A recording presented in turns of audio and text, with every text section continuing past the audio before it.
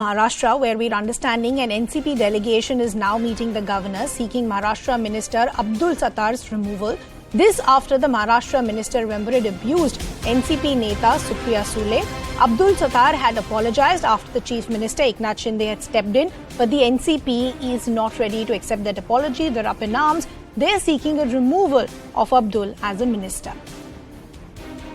Let me bring in my colleague Vinaya Deshpande, who's been tracking all these developments for us. So Vinaya, two things that I want to understand. Give our viewers a backdrop of what really has happened. What were the comments that were made by the Maharashtra Minister Abdul Sattar, and what is the NCP demanding at this point?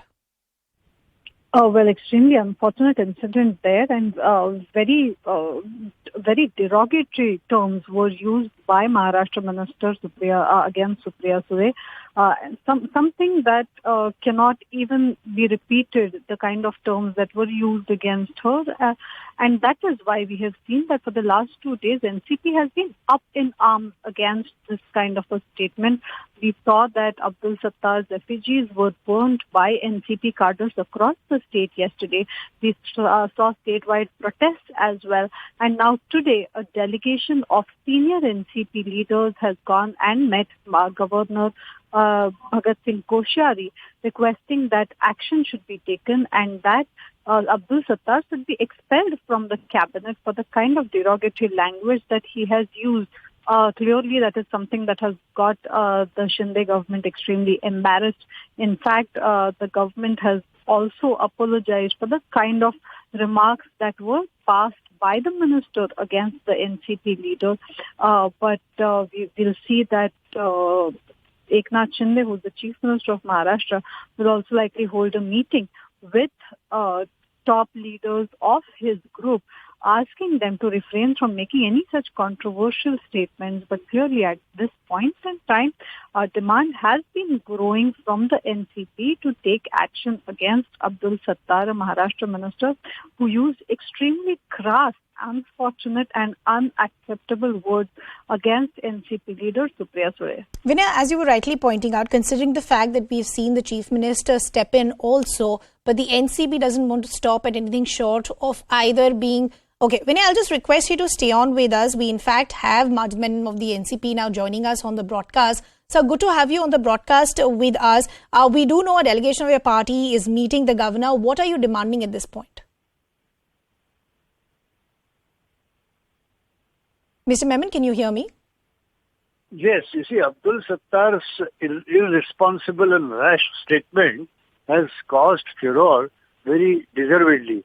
We have found out that this man who is holding the ministerial position should understand that his such kind of a statement is creating, you see, a kind of a storm among all the women of Maharashtra. So this is not just one Supriya Sule, but then the way the minister irresponsibly speaks out in public and within the hearing of everybody, that he has absolutely no respect for womanhood.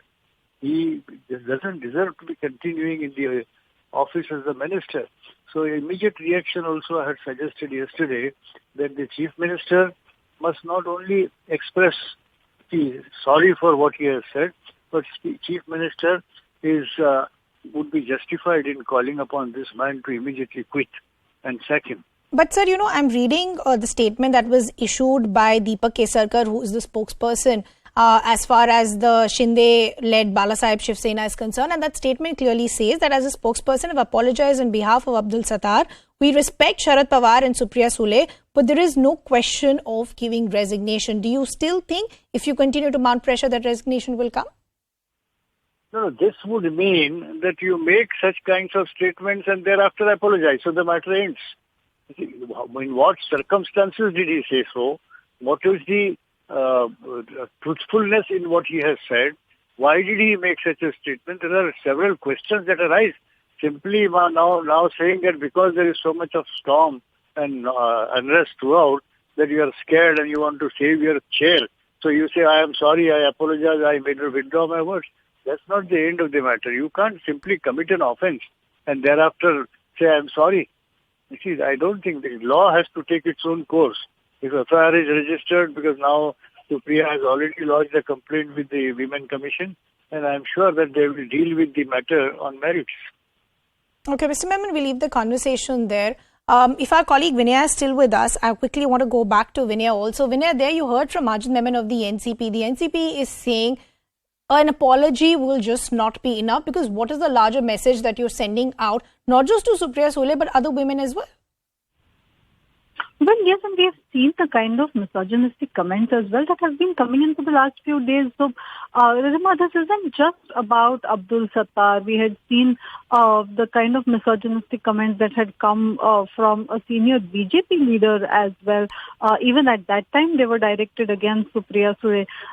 So, there is a larger problem about such comments being made, whether it is because women politicians are seen as easy targets or something, is something that there will be a political debate about. But clearly, this is something that is politically unacceptable. And in a culture of politics that Maharashtra has seen, this does not behove well, especially for a sitting cabinet minister, who's the agriculture minister of Maharashtra, to use such terrible language against an MP or against any woman politician, even if it's an ordinary woman karyakarta, should not have been okay. So NCP up in arms against the kind of language that has been used against sitting MP Supriya Sule, wanting that the governor should take strict action against him. Okay, Vinay, we leave the conversation there. Appreciate you getting us all those details. From